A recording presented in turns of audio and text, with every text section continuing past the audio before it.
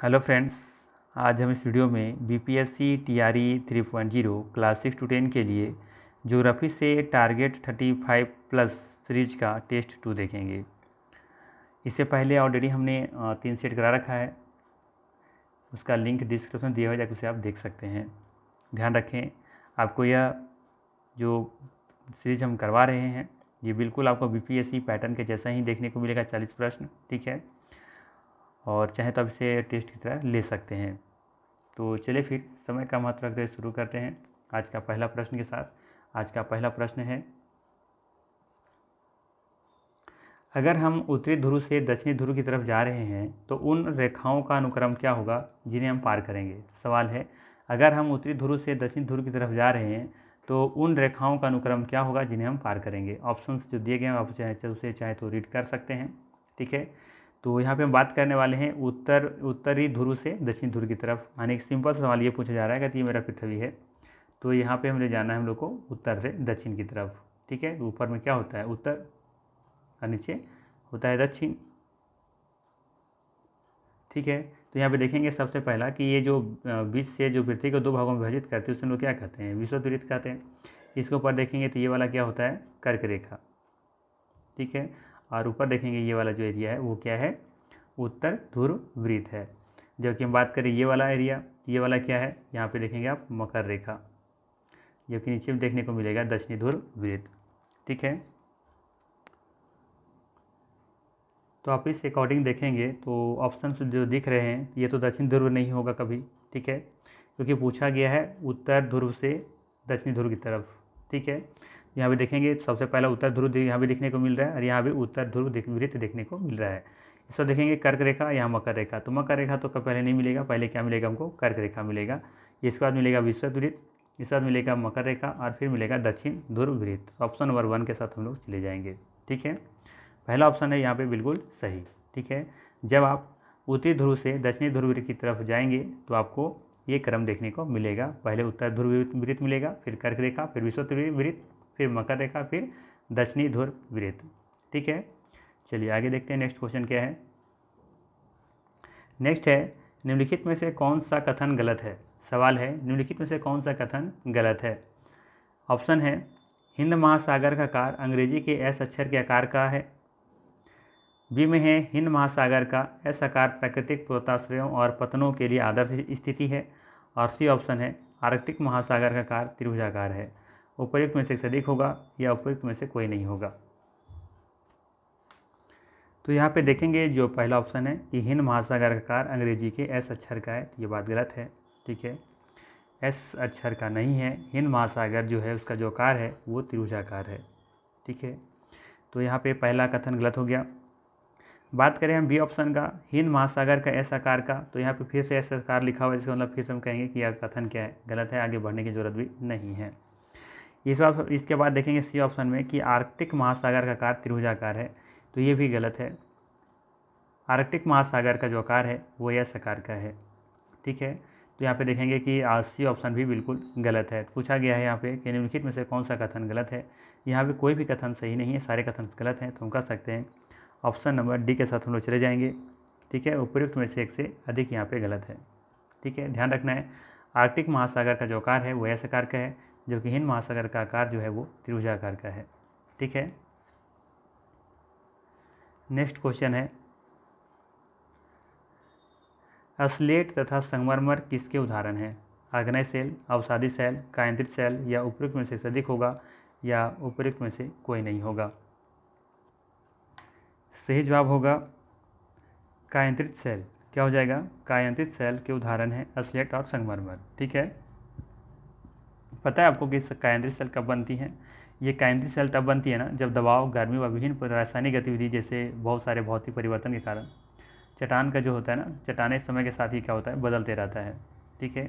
ध्यान रखना है, दबाव, गर्मी और बहुत सारी रासायनिक गतिविधि जो होते रहता है उसकी वजह से ये परिवर्तित होते रहते हैं, ठीक है। यहाँ पे सी ऑप्शन बिल्कुल सही हो जाएगा, कायांतरित सेल। स्लेट और संगमरमर जो है वो कायांतरित सेल के उदाहरण हैं। नेक्स्ट है, निम्नलिखित युग्मों पर विचार करें। यहाँ पे युग्म दिए हुए उस पर आपको विचार करना है, बताना है सही है या गलत है। पहला ऑप्शन में है शीतोष्ण सदाबहार वन। शीतोष्ण सदाबहार वन, क्या ये दृढ़ काष्ठ वृक्ष वाले हैं? शंकुधारी वन मृदु काष्ठ वृक्ष वाले हैं? उष्णकटिबंधीय पर्णपाती वन दृढ़ और मृदु काष्ठ दोनों प्रकार के वृक्ष हैं। उपयुक्त में से अधिक होगा या उपयुक्त में से कोई नहीं होगा। कौन सा यहाँ पे युग्म पर विचार करना है, कौन सा यहाँ पे सही है। यहाँ पे वैसे कथन थोड़ा सा क्वेश्चन में थोड़ा सा लग रहा है गलती है, होना चाहिए यहाँ पे ये कि निम्नलिखित युग्मों में से कौन सा युग्म सही है या गलत है। ठीक है, यहाँ पे एक वर्ड दिया हुआ है, इस पर परेशान नहीं होना। इसे जो दिया है ना दृढ़, ठीक है, तो दृढ़ से परेशान नहीं होना, इसका मतलब होता है कठोर। क्या होता है? कठोर होता है। ठीक है, जबकि जो मृदु दिया हुआ है इसका मतलब आपको समझना है नरम, सॉफ्ट, मुलायम। ठीक है, तो यहाँ पे देखेंगे कि शीतोष्ण सदाबहार वन में ना आपको दोनों तरह की लकड़ियाँ देखने को मिलती हैं, दोनों तरह के वृक्ष देखने को मिलेंगे, कठोर और नरम दोनों। ठीक है, यहाँ पे नरम भी देखने को मिलेंगे और कठोर भी वृक्ष देखने को मिलेंगे। इसी जो लकड़ियाँ होती हैं ना वो हार्ड होती हैं, ये ध्यान रखना है। तो शीतोष्ण सदाबहार वन में देखने को मिलेगा नरम भी, सॉफ्ट लकड़ी में देखने को मिलेगा और कठोर भी देखने को मिलेगा। तो पहला कथन तो गलत हो गया, पहला युग्म गलत हो गया। दूसरा फिर देखेंगे हम शंकुधारी वन, जो यहाँ पे लिखा गया है मृदु काष्ठ, तो इसका मतलब है मृदु मतलब होता है नरम, तो शंकुधारी वन में देखेंगे नरम में ही मिलता है। ठीक है, तो ये बात सही है, यहाँ पे बिल्कुल बी कथन सही दिख रहा है। शंकुधारी वन में आपको नरम काष्ठ वृक्ष देखने को मिलते हैं। बाकी बात करें हम उष्णकटिबंधीय पर्णपाती वन, ठीक है, तो यहाँ पे दृढ़ और मृदु दोनों की बात कर रहा है, लेकिन देखेंगे यहाँ पे कि उष्णकटिबंधीय पर्णपाती वन में सिर्फ आपको यहाँ पे क्या लिखा गया है, पर्णपाती वन है ना, हाँ ठीक है, तो यहाँ पे आपको सिर्फ नरम लकड़ी देखने को मिलेगा, सॉरी नरम नहीं कठोर, उष्णकटिबंधीय है ना, उष्णकटिबंधीय पर्णपाती जो वन होते हैं यहाँ पे कठोर जो है वो वृक्ष देखने को मिलेंगे। ठीक है, नाम से पता चल रहा है ना उष्णकटिबंधीय, जहाँ पर उष्ण ज़्यादा, जहाँ पर गर्मी है, जहाँ पे थोड़ा सा परिस्थिति अनुकूल नहीं है, तो वहाँ का तो थोड़ा सा जो लकड़ी वो थोड़ा सा तो हार्ड ही होगा ना, वहाँ पे तो हार्ड ही वो लकड़ी होगी ना, कठोर ही होगा। ठीक है, जबकि यहाँ पे शीतोष्ण है तो ठंडा का मौसम है, तो सिंपल से भी आप अनुमान लगा सकते हैं। यहाँ पे दोनों तरह की लकड़ी देखने को मिल सकता है, दोनों तरह के वृक्ष देखने को मिल जाएंगे। ठीक है, तो यहाँ पे पूरे कुछ सवाल तो नहीं है, तो मान लेते हैं हम लोग यहाँ पे निम्नलिखित युग्मों पर विचार करें, या फिर हम लोग सवाल को चेंज करते हैं, निम्नलिखित युग्म में से कौन सा युग्म सही है, ऐसा कर लेते हैं, कौन सा सही है। इसके बाद फिर आंसर चेक करते हैं हम लोग कि कौन सा सही है कौन सा गलत है। तो यहाँ पे सिर्फ सही कौन सा है, बी ऑप्शन। तो हम लोग बी के साथ चले जाएंगे फिलहाल, क्योंकि ऑप्शन जो क्वेश्चन लिखे गए हैं थोड़ा सा सही तो इंडिकेट किया ही नहीं कि करना क्या था। ठीक है ना, तो हम लोग देख लेंगे इसमें कि कौन सा युग्म सही है, तो यहाँ पे बी सही है, बाकी ए और सी यहाँ पे युग्म जो है वो गलत है। कोई दिक्कत नहीं है, अभी इस तरह का सवाल आएंगे तो बन जाएंगे। चलिए आगे देखते हैं, नेक्स्ट क्वेश्चन क्या है। वायुमंडल में क्षोभ सीमा से मध्य सीमा की ओर बढ़ने पर तापमान पहले बढ़ता है फिर घटता है, पहले घटता है फिर बढ़ता है, स्थिर रहता है, उपयुक्त में से अधिक होगा या उपयुक्त में से कोई नहीं होगा। क्या लगता है इसका आंसर क्या होना चाहिए?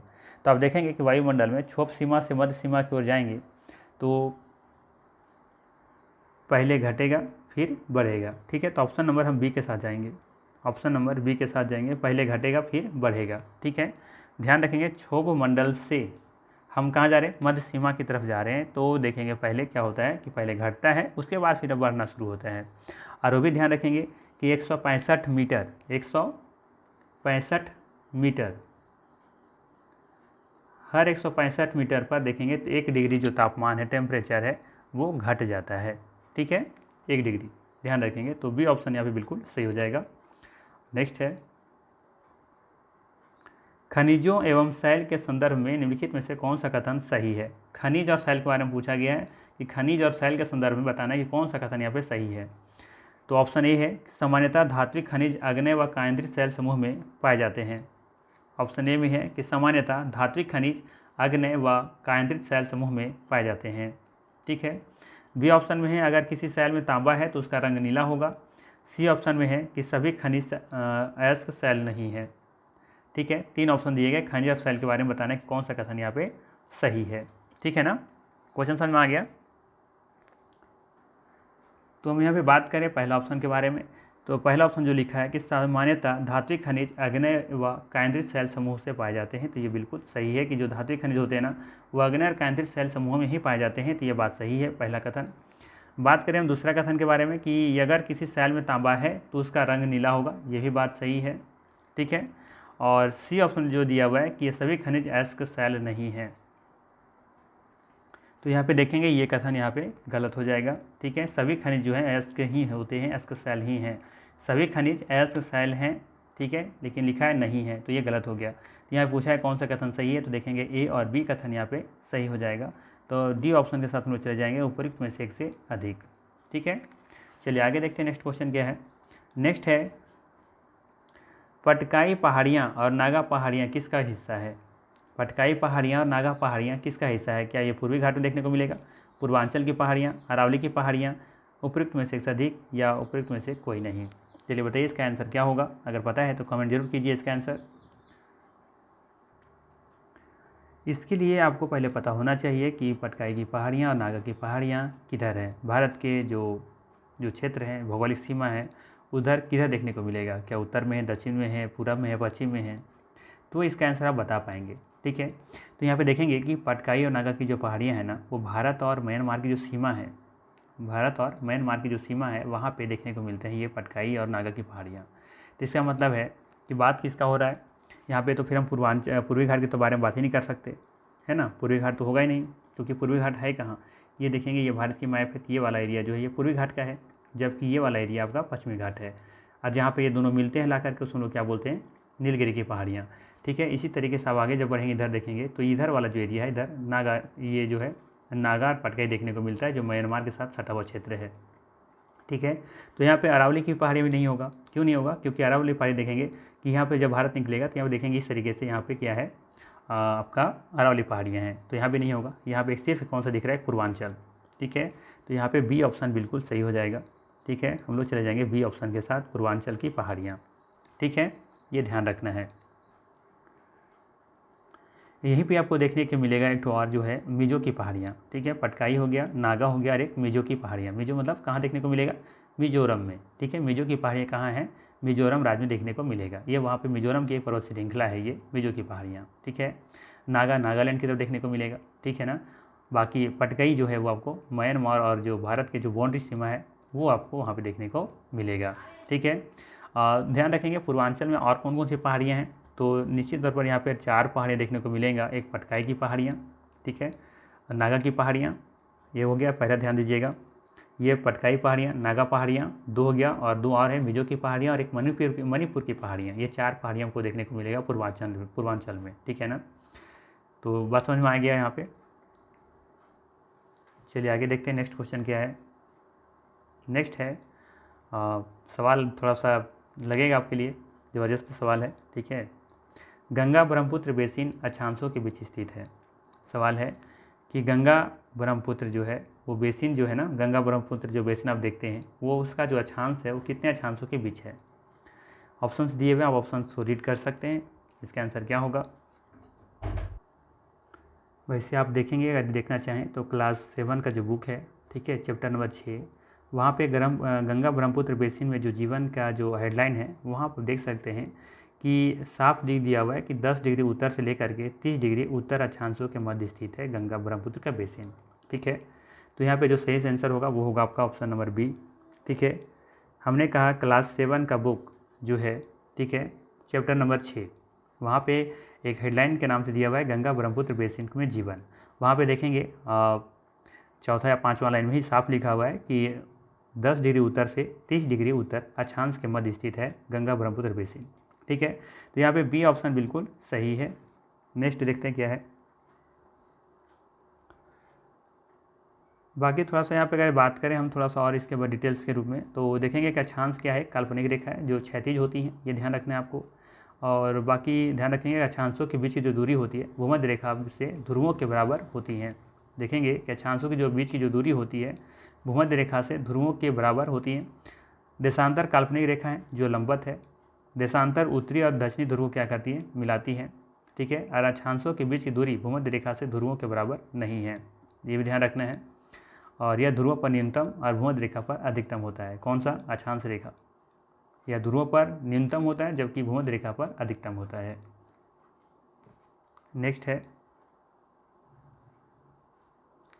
90 डिग्री पूर्वी देशांतर पर स्थित थिम्पू का स्थानीय समय क्या है जब ग्रीनविच 0 डिग्री पर समय दोपहर 12 बजे है? ठीक है, सवाल है 90 डिग्री पूर्वी देशांतर पर स्थित थिम्पू का स्थानीय मान क्या है जब ग्रीनविच 0 डिग्री पर समय दोपहर के 12 बज रहे हैं? ठीक है, तो सिंपल सा सवाल है, मैंने कई बार बताया है। कि हमेशा याद रखें कि जो 1 डिग्री है, 1 डिग्री में जो 1 डिग्री है यानी कि पृथ्वी 1 डिग्री का चक्कर लगाने में कितना समय लेता है? 4 मिनट का। ठीक है, कितना लेता है? 4 मिनट का। तो यहाँ पे 90 डिग्री पर है, 0 डिग्री से कितना दूरी पर है? 90 डिग्री पर है। तो जाहिर सी बात है यहाँ पे समय कितना हो जाएगा? 1 डिग्री में 4 मिनट, तो 90 डिग्री में हो जाएगा 9 चौक 36, 360 मिनट। ठीक है, इसमें क्या करेंगे? इसको हम चेंज कर देंगे, घंटा में चेंज करेंगे तो क्या हो जाएगा? 6 चौक 36 यानी कि 6 घंटा। ठीक है, यानी कि 6 घंटा क्या होगा? ये आगे होगा, क्योंकि पूर्वी देशांतर के बारे में बात किया है। पश्चिमी होता है तो घटा देते, पूर्वी कह रहे हैं तो हम जोड़ देंगे। ठीक है, जैसे एग्जाम्पल समझिए, अगर ये मेरा पृथ्वी है तो यहाँ पे देखेंगे कि अगर ये वाला इधर है, इधर ये पश्चिमी साइड है और ये है पूर्वी देशांतर। ठीक है, तो पूर्वी देशांतर हमेशा क्या होता है? ग्रीन विच से आगे होता है, समय उसका आगे होता है, जबकि पश्चिम वाला समय उसका पीछे होता है। तो जब आगे है उसमें क्या करेंगे? जोड़ देंगे। तो देशांतर पूरी देशांतर में है तो इसमें समय हमको जोड़ना पड़ेगा। तो देखेंगे कि यहाँ पे 12 बज रहा है तो यहाँ पे कितना बज रहा होगा? 12 6 जोड़ देंगे इसमें, तो 6 घंटा जोड़ेंगे तो 6 बज जाएगा, तो शाम के ये 6 बज रहे होंगे। ठीक है, तो ये ऑप्शन यहाँ पे बिल्कुल सही है। नेक्स्ट है, तट के निम्नलिखित युग्म और जिस राज्य में स्थित है में कौन सा गलत है? ठीक है, यहाँ पे तट का नाम दिया हुआ है और उसका युग्म बताया गया कि कौन सा राज्य में स्थित है। बताना है यहाँ पे कौन सा युग्म जो है वो गलत है। ऑप्शन में है कि मालाबार तट तमिलनाडु, उत्तरी सरकार तट उड़ीसा, गौन तट कर्नाटक। डी ऑप्शन में है उपयुक्त में से एक से अधिक, और ई ऑप्शन में है उपयुक्त में से कोई नहीं। ठीक है, तो चलिए इसका आंसर बताइए क्या होगा। यहाँ पे देखेंगे कि गौन तट कर्नाटक में देखने को मिलता है। ठीक है, ये सही है। जबकि देखेंगे उत्तरी सरकार तट उड़ीसा की तरफ है, ये भी सही है। लेकिन मालाबार तट तमिलनाडु में नहीं है, ये मालाबार तट आपको देखने को मिलेगा केरल में। ठीक है, तो कौन सा गलत हो गया यहाँ पे? कौन सा गलत है? ऑप्शन नंबर ए यहाँ पे गलत है। मालाबार तट ये तमिलनाडु में नहीं है, केरल में है। केरल के तट को कहा जाता है मालाबार तट। ठीक है, इसी में एक और करके पूछ लिया जाता है कोकण तट। ठीक है, तो कोकण तट ध्यान रखेंगे कि जो मुंबई है ना, यानी खास करके महाराष्ट्र से लेकर के गोवा के बीच का जो एरिया है उसको बोलते हैं कोकण तट। ठीक है, और उसे जो कर्नाटक वाला है कभी कभी आपको कन्नड़ तट भी दे देगा, तो भी आप उसको टिक करेंगे कि वही होगा, गौन तट का है या फिर कन्नड़ तट। ठीक है, दोनों आएगा, दोनों में दोनों सही होगा।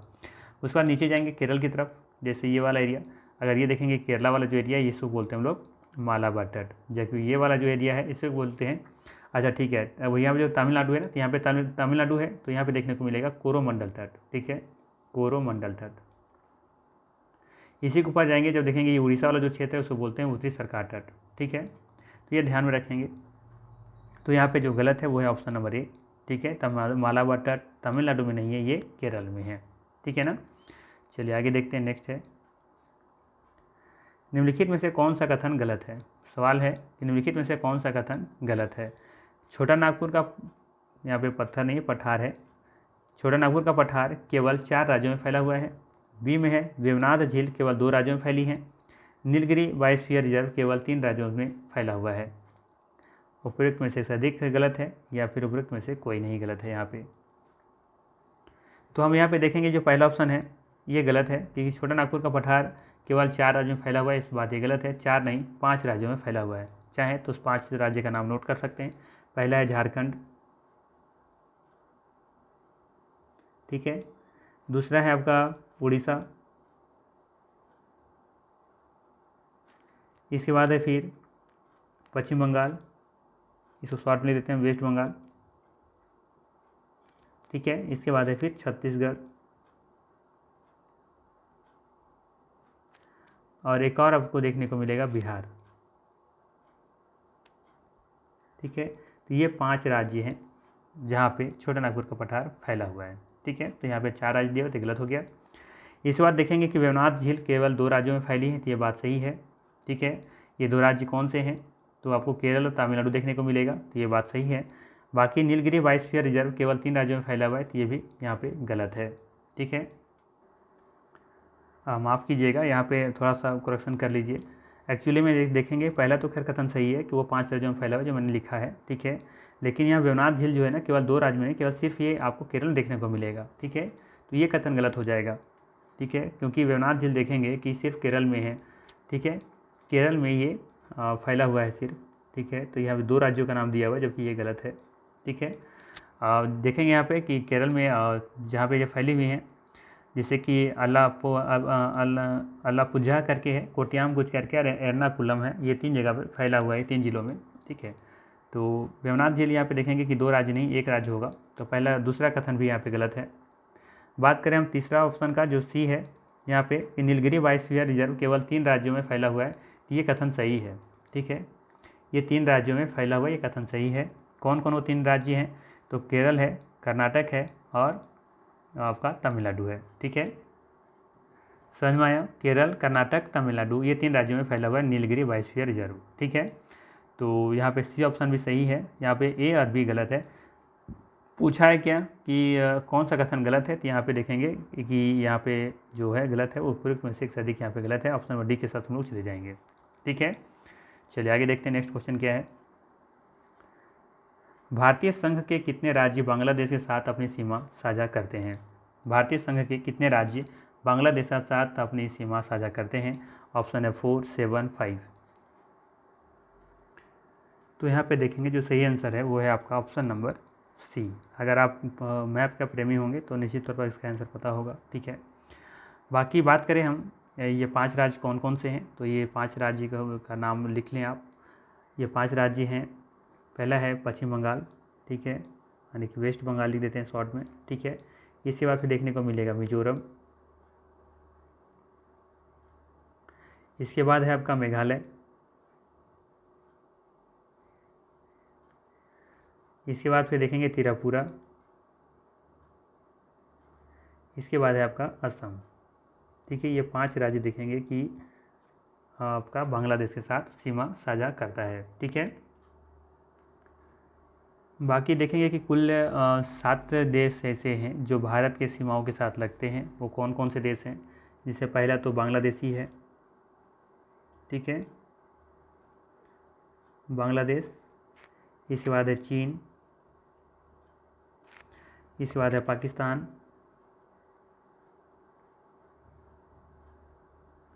इसके बाद है नेपाल, इसके बाद है म्यांमार, इसके बाद है भूटान, इसके बाद है फिर अफगानिस्तान।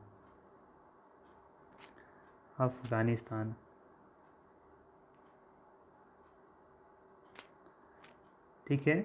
तो ये 7 राज्य हैं जिनके साथ सीमा साझा करता है भारतीय राज्य, ठीक है।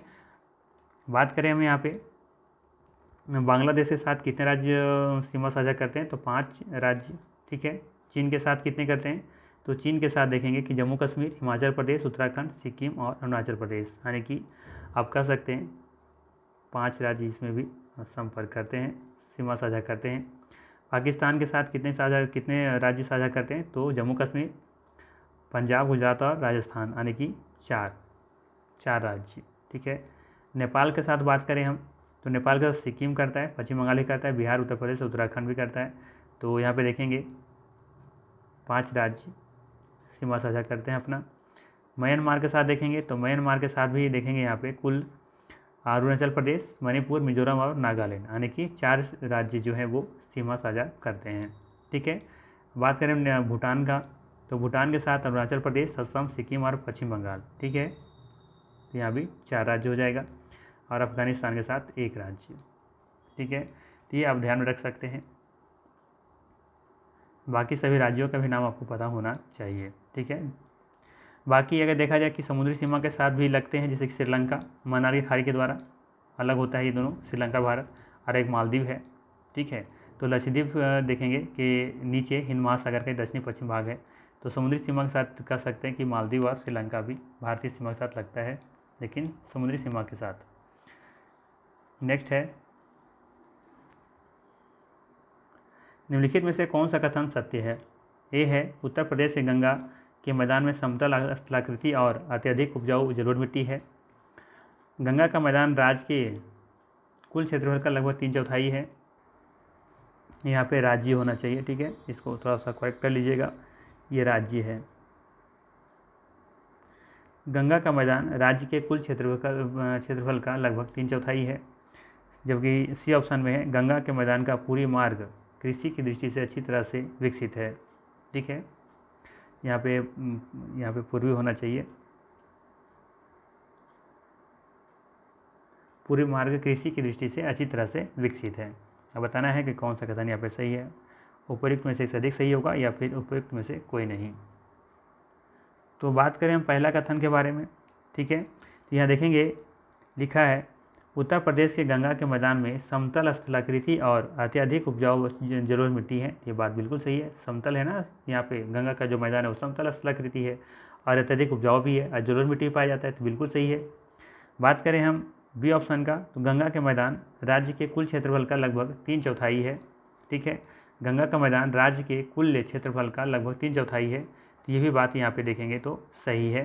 ठीक है, और जो सी ऑप्शन में दिया हुआ है कि गंगा के मैदान का पूर्वी भाग कृषि की दृष्टि से अच्छी तरह से विकसित है, तो गंगा का जो मैदान का जो पूर्वी भाग है ना, तो ये कह सकते हैं कृषि की दृष्टि से अच्छी तरह से विकसित नहीं है, तो ये बात यहाँ पे गलत है।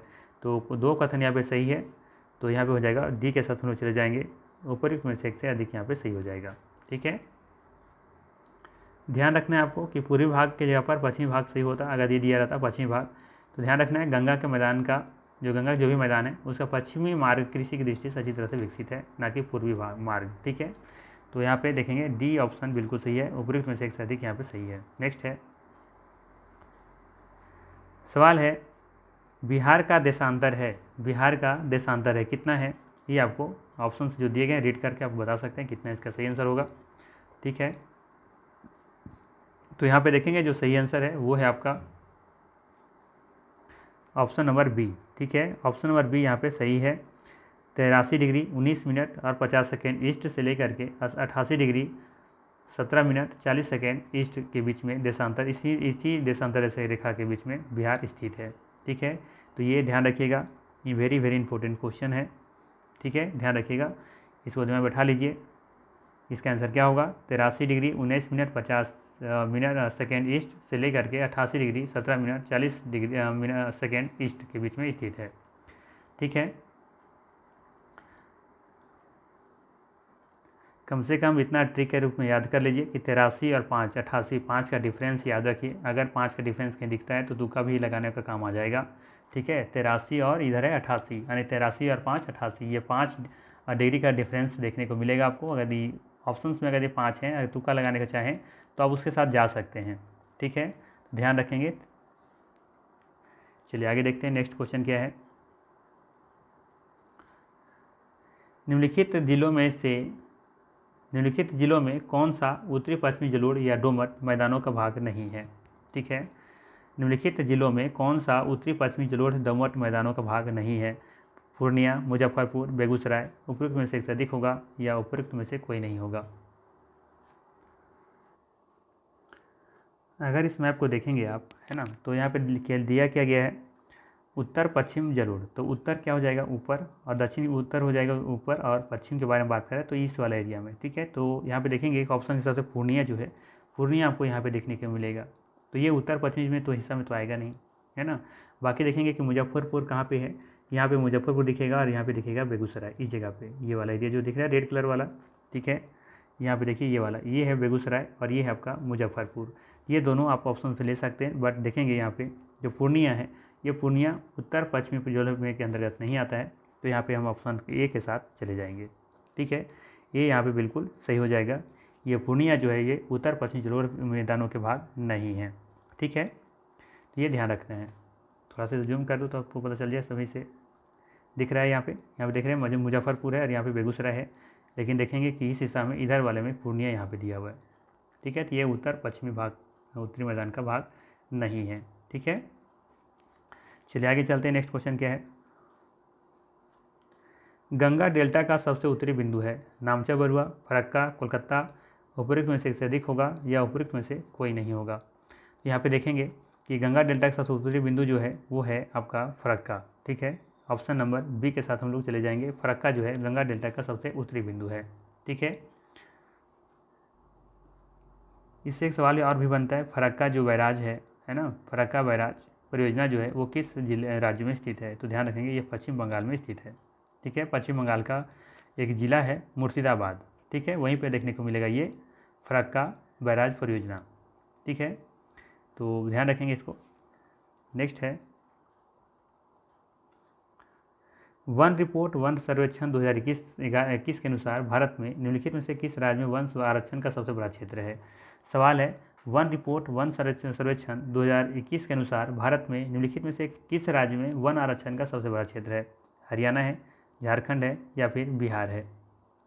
यहाँ पे देखेंगे जो सही आंसर है वो है आपका ऑप्शन नंबर ई, ठीक है, उपयुक्त में से कोई नहीं, क्योंकि देखेंगे इसका जो सही आंसर है वो है मध्य प्रदेश, ठीक है, इससे सही आंसर क्या है, मध्य प्रदेश है। इसके अकॉर्डिंग देखेंगे जो सही आंसर है वो है ई ऑप्शन, उपयुक्त में से यहाँ पे कोई भी आंसर नहीं है, सही आंसर होगा मध्य प्रदेश, ठीक है। नेक्स्ट है नाथुला दर्रा, नाथुला माउंटेन दर्रा जो है वो स्थित है कहाँ पे है, जम्मू कश्मीर, हिमाचल प्रदेश, सिक्किम, उपयुक्त में से अधिक, उपयुक्त में से कोई नहीं, तो इसका सही आंसर हो जाएगा ऑप्शन नंबर सी, सिक्किम, ठीक है, सिक्किम में देखने को मिलेगा आपको नाथुला माउंटेन दर्रा, ठीक है, ध्यान रखेंगे नाथुला माउंटेन दर्रा आपको सिक्किम में देखने को मिलेगा। इसके अलावा और भी सिक्किम में दर्रे हैं जैसे कि जिलेपा दर्रा, ठीक है, क्या क्या है, जिलेपा दर्रा, ठीक है, इसके बाद है डोंकिया, ठीक है, वैसे इतना डिटेल्स नहीं पूछेगा, जिलेपा पूछ लेगा या तो फिर ये नाथुला माउंटेन दर्रा पूछ लेगा, ये दोनों इम्पोर्टेंट है, ठीक है। चलिए आगे देखते हैं।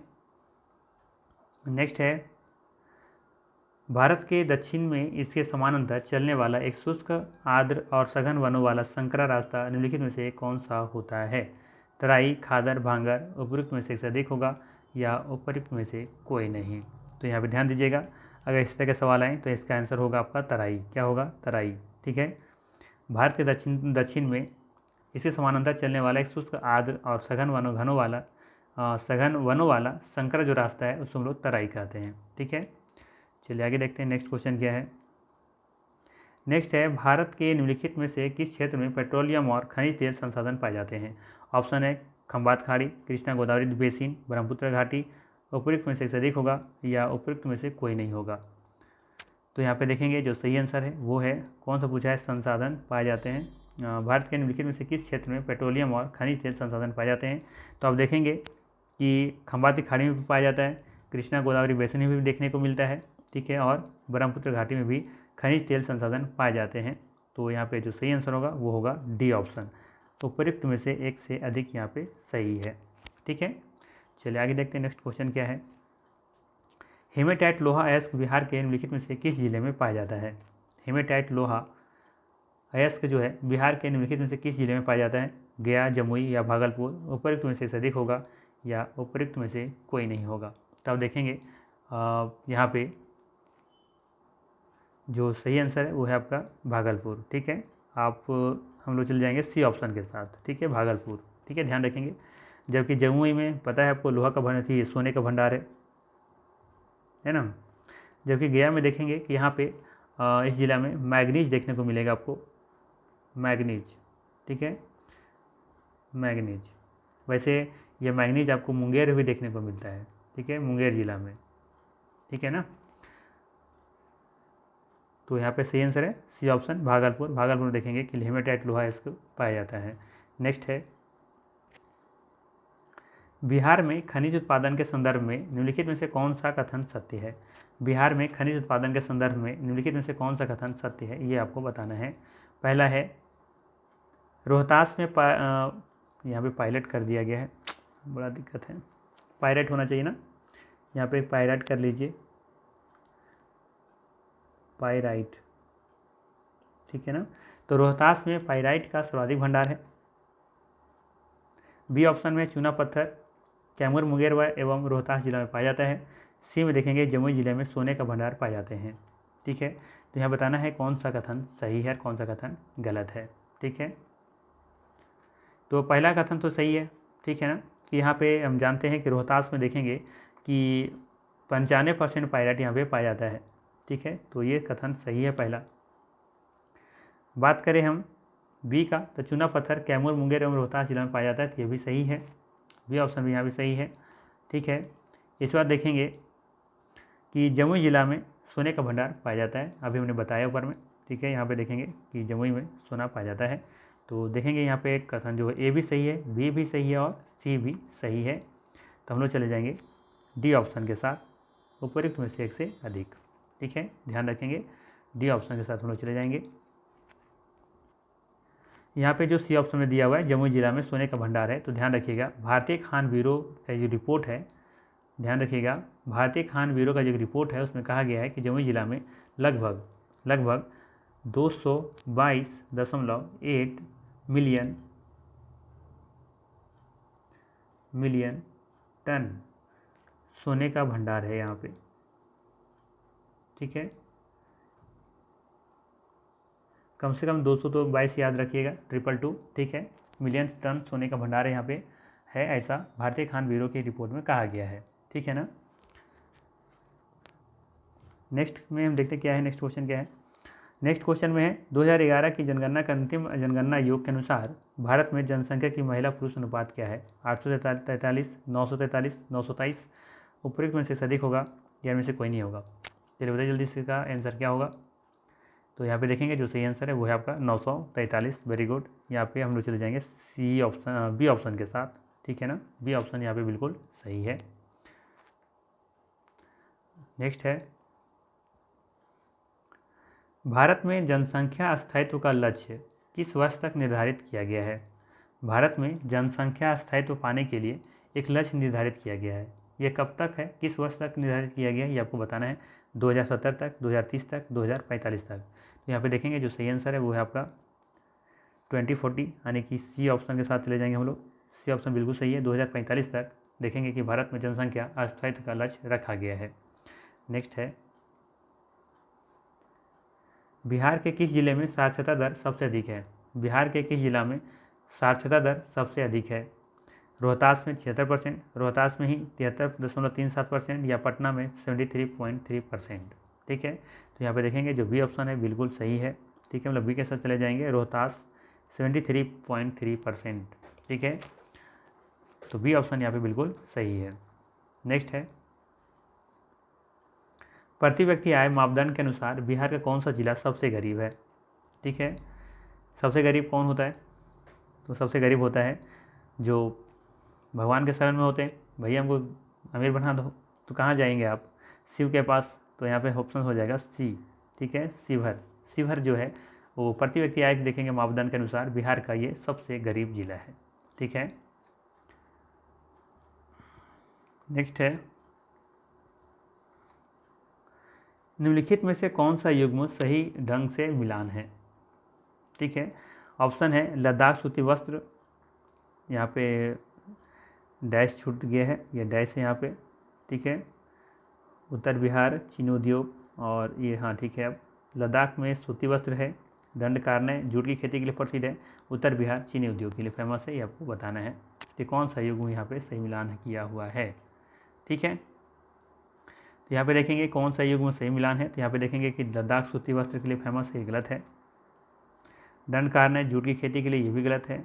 उत्तर बिहार चीनी उद्योग के लिए फेमस है, ये बात सही है। तो सी ऑप्शन के साथ हम लोग चले जाएंगे, उत्तर बिहार चीनी उद्योग के लिए जाना जाता है, ध्यान रखना है।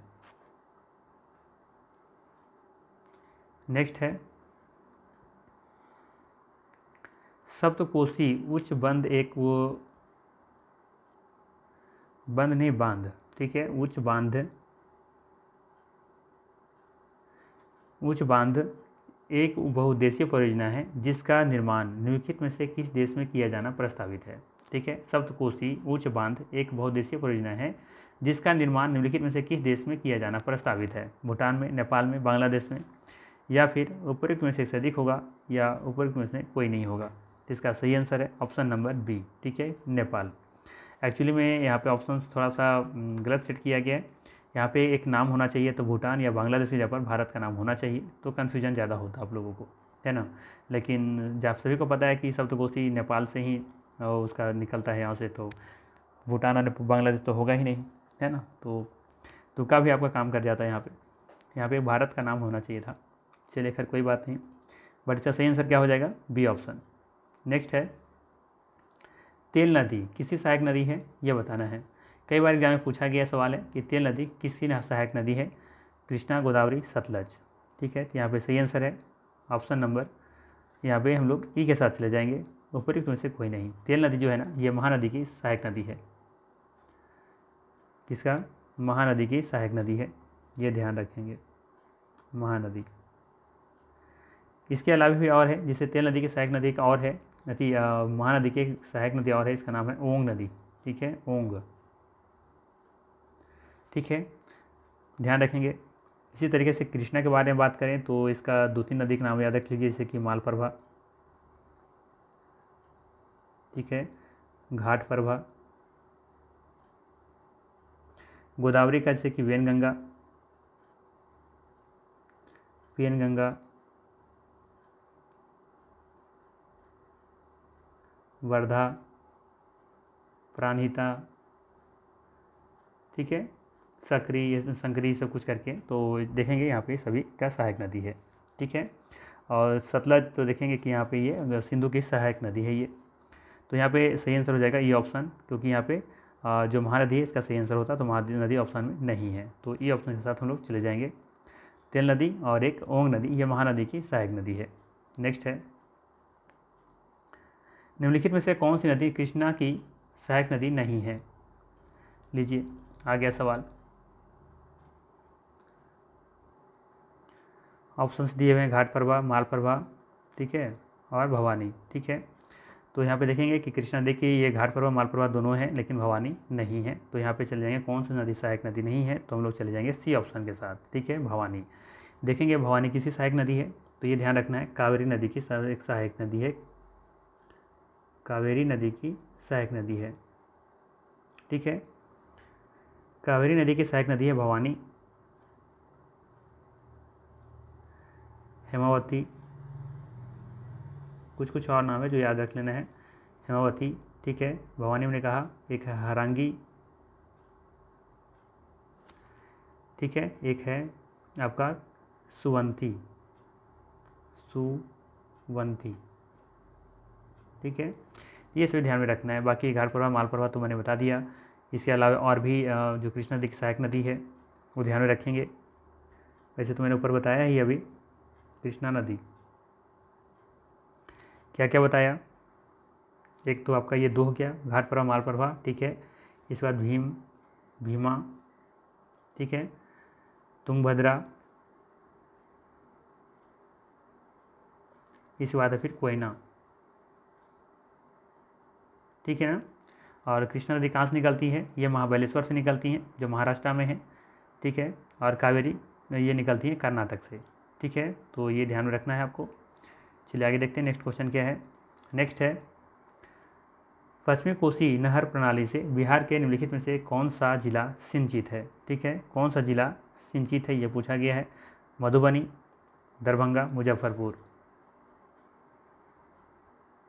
तो ध्यान रखेंगे यहाँ पे जो सही आंसर होगा वो होगा आपका मधुबनी, दरभंगा, मुजफ्फरपुर। ये तीनों ज़िले जो हैं वो पश्चिमी कोसी नहर प्रणाली से सिंचित हैं। तो यहाँ पे चले जाएंगे हम लोग ऑप्शन नंबर डी के साथ। ठीक है, डी के साथ चले जाएंगे, उपयुक्त में से एक से अधिक यहाँ पे सही आंसर हो जाएगा।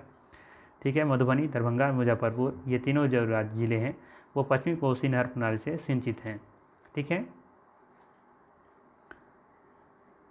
ध्यान रखेंगे कि जो कोसी बहुउद्देशीय परियोजना है ना, उसी को ये दो भागों में बांटा गया था।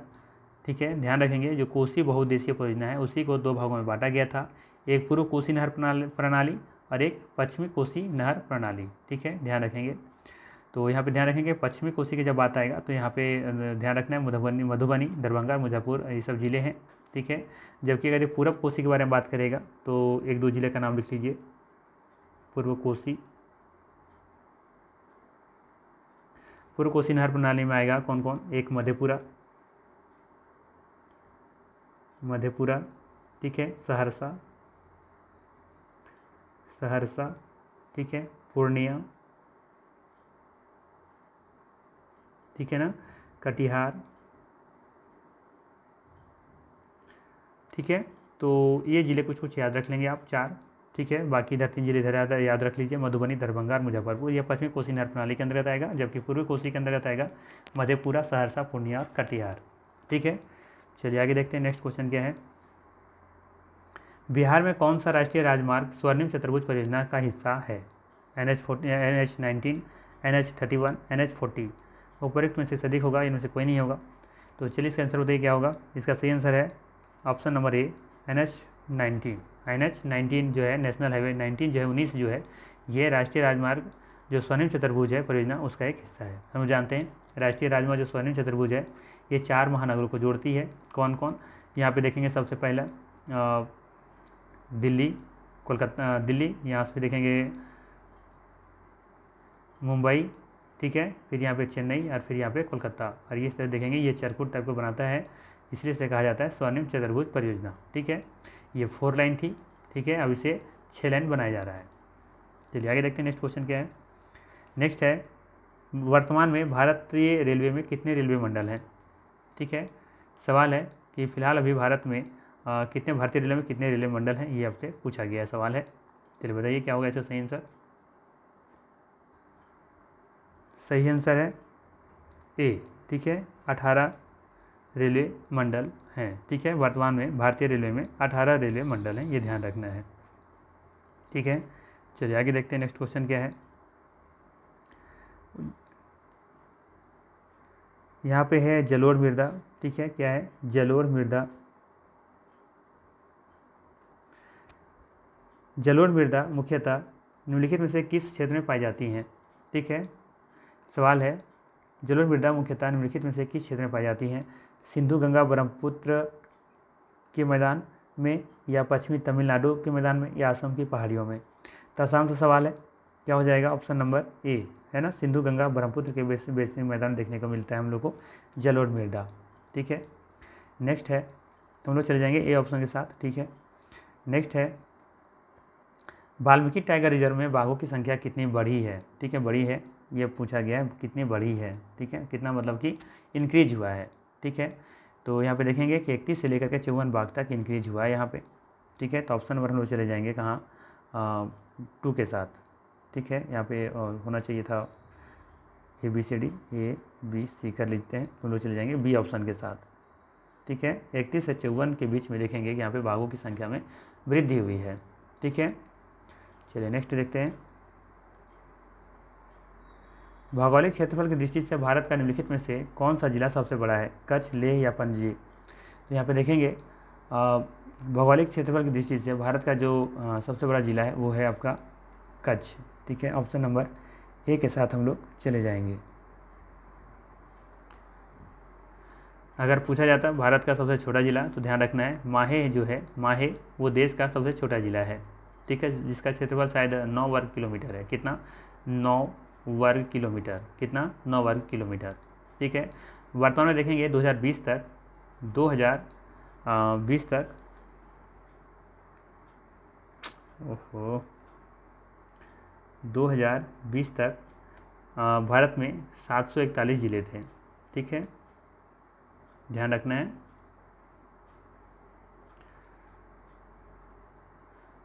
वैसे जब 2011 में जनगणना हुआ था तो उस समय शायद 640 ज़िले थे, 640 ज़िले थे, बट अभी जो करंट में है वो 220 का जो रिपोर्ट है उसमें 741 ज़िले हो चुके हैं। ठीक है, चलिए आगे देखते हैं नेक्स्ट क्वेश्चन क्या है। नेक्स्ट है 37 नंबर। निम्नलिखित में से कौन सा जिला बिहार के उत्तरी पूर्वी कृषि जलवायु क्षेत्र का हिस्सा है? सारण, कटिहार, पूर्णिया? यहाँ पे देखेंगे फिर से आगे हमारा उत्तरी पूर्वी कृषि जलवायु क्षेत्र का हिस्सा है, तो ये ध्यान रखना है। इसका जो सही आंसर होगा वो होगा आपका सारण जिला। ठीक है, और सारण जिला जो है ये उत्तरी पूर्वी कृषि जलवायु क्षेत्र का हिस्सा है। ठीक है, नेक्स्ट है 2011 की जनगणना के अनुसार निम्नलिखित में से कौन सा प्रतिशत भारत में शहरीकरण के स्तर को दर्शाता है? सवाल है 2011 की जनगणना के अनुसार निम्नलिखित में से कौन सा प्रतिशत जो है वो भारत में शहरीकरण के स्तर को दर्शाता है? 31.16%, 16 तो नहीं कहेंगे, 16% कहेंगे, क्योंकि दशमलव के बाद तो जानते ही आप लोग एक एक अंक पढ़ा जाता है, और 28%, या फिर 33.16%। ठीक है, तो यहाँ पे जो सही आंसर होगा वो होगा आपका ऑप्शन नंबर, आप लोग चले जाएंगे ए के साथ। ठीक है, 31.16%। ठीक है, इसका सही आंसर है। नेक्स्ट है 39 नंबर। कोसी बहुउद्देशीय परियोजना के निम्नलिखित में से कौन सा उद्देश्य है? जो कोसी परियोजना है, जो कोसी बहुउद्देशीय परियोजना है, बताना है कि उसका उद्देश्य क्या है। तो यहाँ पे देखेंगे जो उद्देश्यों में है वो बाढ़ नियंत्रण भी है, सिंचाई और भूमि संरक्षण भी है और जल विद्युत उत्पादन भी है। ठीक है, तो यहाँ पे देखेंगे जो सही आंसर होगा वो होगा आपका ऑप्शन नंबर डी, उपयुक्त में से एक से अधिक। ये तीनों यहाँ पे देखेंगे कि कोसी बहुउद्देशीय परियोजनाओं के उद्देश्य हैं। ठीक है, चलिए आज का अंतिम प्रश्न देखते हैं क्या है। आसान सा सवाल है, अंत वाला तो सब वाला गलती मत कीजिएगा। सतपुड़ा टाइगर रिजर्व किस राज्य में स्थित है? पश्चिम बंगाल, मध्य प्रदेश, आंध्र प्रदेश। उपयुक्त में से अधिक होगा या उपयुक्त में से कोई नहीं होगा। अगर आपको सतपुड़ा पता है कि किस राज्य में है, इसका विस्तार किस राज्य में, तो आंसर आप बता देंगे। इसका जो सही आंसर होगा वो होगा आपका ऑप्शन नंबर बताइए बी। ठीक है, मध्य प्रदेश। वेरी गुड, मध्य प्रदेश का सही आंसर होगा। ठीक है, क्योंकि हम लोग जानते हैं सतपुड़ा और उसके नीचे देखिए उसके ऊपर विंध्याचल है ना, ऊपर में क्या है विंध्याचल और उसी के नीचे है सतपुड़ा। ठीक है, तो यहीं भी देखने को मिलता है ये दोनों मध्य प्रदेश में है, इसका विस्तार मध्य प्रदेश में है। ठीक है, तो यहाँ पे देखेंगे कि सतपुड़ा टाइगर रिजर्व है जो मध्य प्रदेश में ही है। ठीक है, और सतपुड़ा और ये जो विंध्याचल है ये दोनों पहाड़ियों के बीच में देखते हैं, हम लोग जानते हैं कि नर्मदा बहती नदी बहती हैं जो कि भ्रंश घाटी में होकर के बहती हैं, जाकर के अरब सागर में गिर जाती हैं। ठीक है ना, तो ये थे मोस्ट इंपॉर्टेंट 40 MCQ। वीडियो कैसा लगा? अगर अच्छा लगा होगा तो लाइक ज़रूर कीजिएगा, सपोर्ट कीजिएगा। बाकी मिलते हैं हम लोग फिर नेक्स्ट वीडियो में। Thank you.